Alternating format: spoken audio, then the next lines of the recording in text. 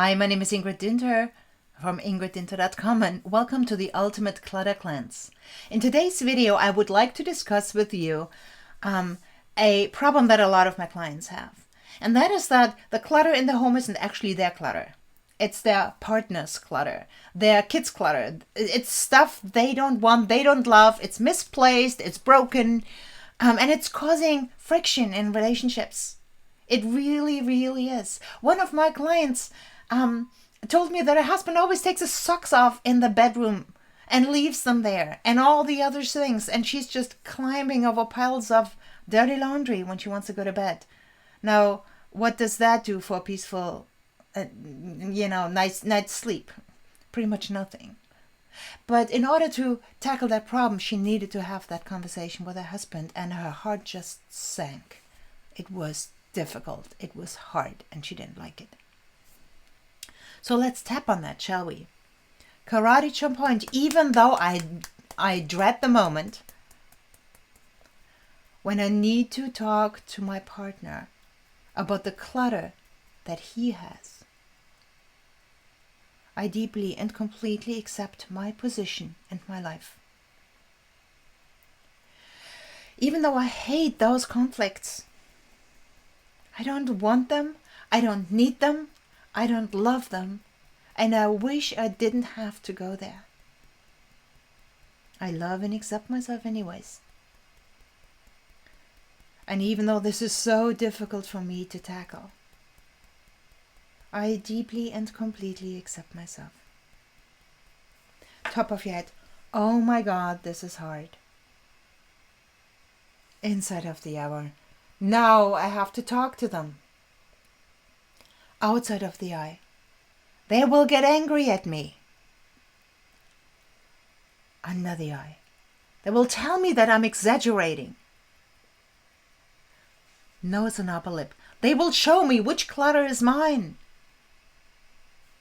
Lower lip and chin, they will resent me for bringing up these conflicts. Collarbone, I will make them uncomfortable and feel bad about who they are.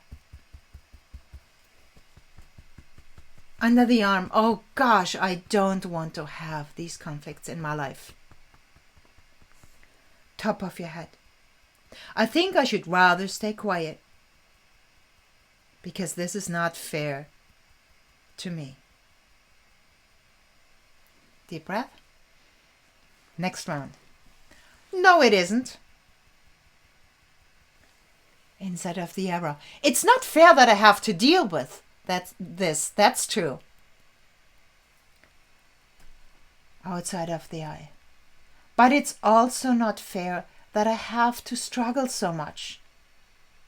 Under the eye. With feeling at home in the rooms and the home that I love. Nose and upper lip.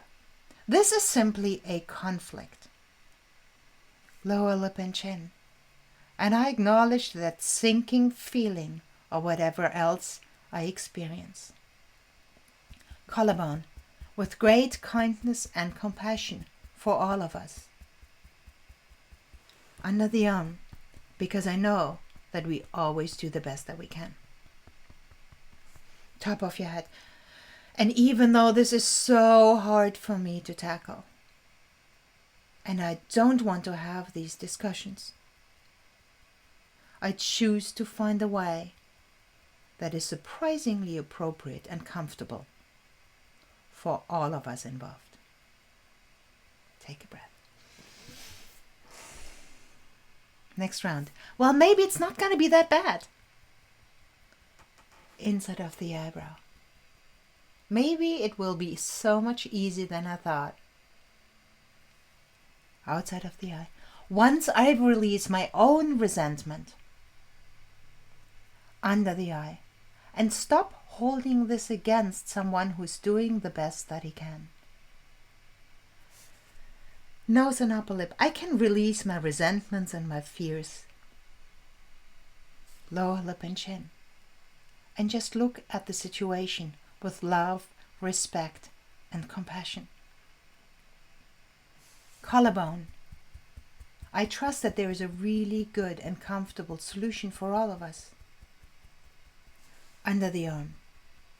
And that me bringing this up is the first step to success. Top of your head. I choose to release the conflicts that I have and replace them with compassion and kindness so that we can team up and get the work done together. Take a deep breath. Now, this round was really designed to bring up other triggers and thoughts for you. Look for resentments or triggers that you may feel, experiences, maybe childhood experiences, maybe your parents telling you something, or you having a conflict with a sibling, or whatever it may be, partnership conflicts, whatever it may be that this triggers. Just look into them and address these, find out how intense they are, what you feel, and then address them with EFT. If you need help with this, please contact me. I'm glad to help you out. Okay? So, but shying away from the conflicts with others is a surefire way to have lifelong resentment. So the most loving thing you can do for yourself and those in your life is to get rid of this feeling and replace it with compassion and respect. May you have the courage to do that. Please let me know how that worked for you. My name is Ingrid Dinter from ingriddinter.com, and I see you in the next video.